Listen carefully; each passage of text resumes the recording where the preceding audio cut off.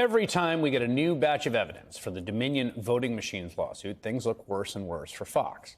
Today, NBC News obtained a slide deck presented by Dominion's lawyers during a hearing last week. It paints a damning picture of a network that was absolutely terrified of reporting the truth if it meant telling its viewers something they did not want to hear. The most revelatory piece of evidence is an email from Fox News CEO Suzanne Scott, that's her, that was previously redacted when Fox first disclosed these internal communications. Remember, there's a bunch of redactions. This is one of them.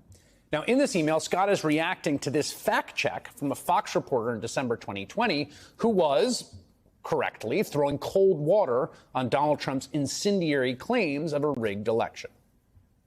It was a massive dump of votes.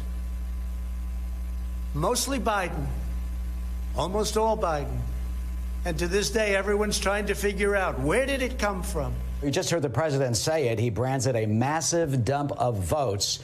But election officials say it is not what he implies. They say there's no nefarious big batch for Biden, just votes they insist that are being counted properly as the law requires. By the way, that's not even a rebuttal. That's just a he said situation. Like, Trump says this, election officials say.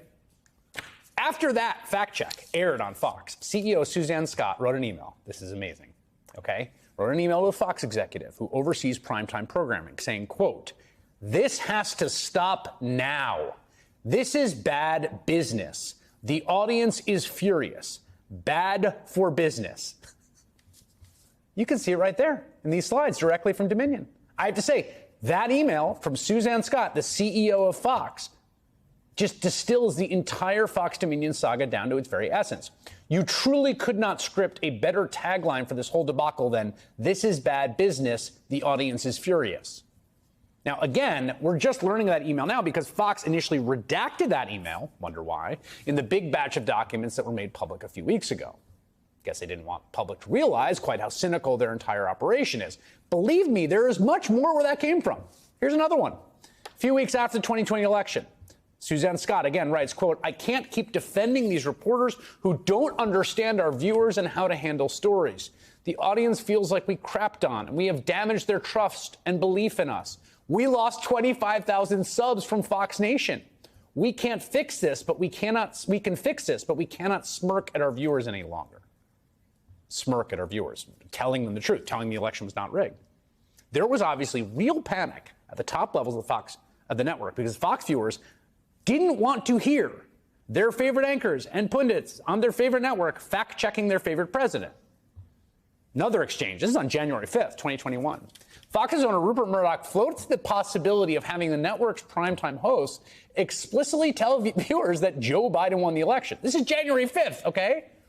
Only for Suzanne Scott to appear to pass the message along to another executive with the warning, quote, "We need to be careful about using the shows and pissing off the viewers." In December, Scott also sent along a suggestion to book Mike Pillow, that's the MAGA conspiracy theorist, I think that's his name, who's one of the most vocal proponents of the big lie because he would, quote, "get ratings." Speaking of the Pillow guy, in another exchange, staff on Tucker Carlson's show said he, quote, "seems to have gone off the deep end and is, quote, definitely crazy," but they still wanted to book him on the show, and this is amazing, all right? Listen to this.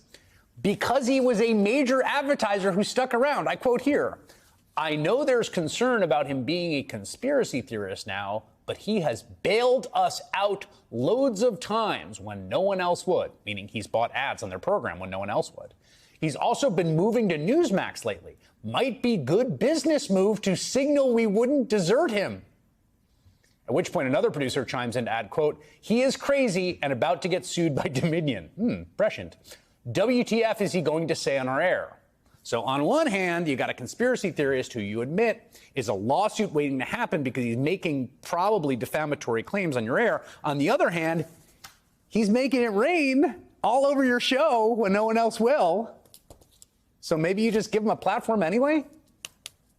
After all, you can't have him go spend his money at rival Newsmax instead. Honestly, there's so much damning information there. We could easily spend half the show unpacking it. The biggest takeaway is this. Fox's profit line, and it's a high profit line, was and is so dependent on its audience believing lies that it had to stamp out the truth on its own air in order to keep the money flowing. It is more cynical and craven than just about anything Fox's worst critics could have imagined.